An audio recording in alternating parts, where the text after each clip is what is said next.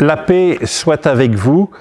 Il n'aura pas échappé à celles et ceux qui suivent l'actualité du diocèse de reconnaître dans le titre celui du carême à domicile, et d'ailleurs j'encourage le maximum d'entre vous à rejoindre des groupes autour de cette réflexion. Dans la préface de ce livret, j'écris « Dans ce monde traversé par les violences de toute espèce, il semble peut-être dérisoire de devenir des artisans de paix, mais il en va du sérieux de notre foi. Saint Matthieu, dans le chapitre 5, dit « Heureux ceux qui sèment la paix, ils seront appelés fils de Dieu ». Le temps du carême demeure ce temps privilégié pour la conversion, et d'abord notre conversion personnelle. Nous sommes souvent prompts à souhaiter, à désirer la conversion des autres, alors qu'il nous faut d'abord nous convertir.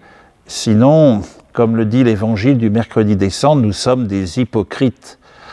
Et nous risquons d'être hypocrites en recevant les cendres où nous avons entendu « Convertis-toi et crois à la bonne nouvelle ». Il n'est pas dit « Convertis ton voisin afin qu'il croie en la bonne nouvelle ». Le temps du carême demeure un temps privilégié pour bâtir la paix. Si le carême nous prépare à célébrer la mort et la résurrection de Jésus, il nous prépare aussi à entendre les premiers mots de Jésus ressuscité, « La paix soit avec vous ».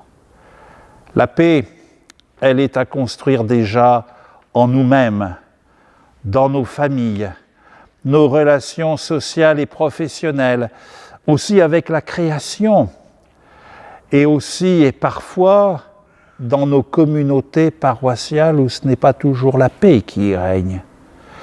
Nos efforts de carême, les propositions spirituelles, caritatives, ne porteront du fruit que s'il y a un véritable engagement à devenir toujours plus, là où nous sommes, des artisans de paix. Paix en nous, paix autour de nous, paix dans le monde.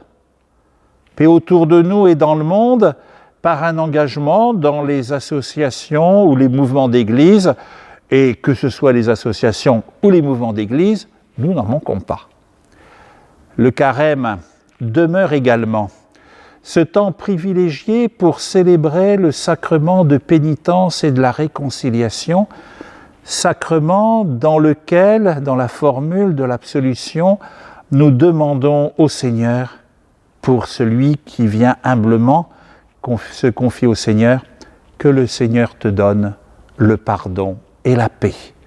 Chers amis, que la paix du Seigneur soit toujours avec vous.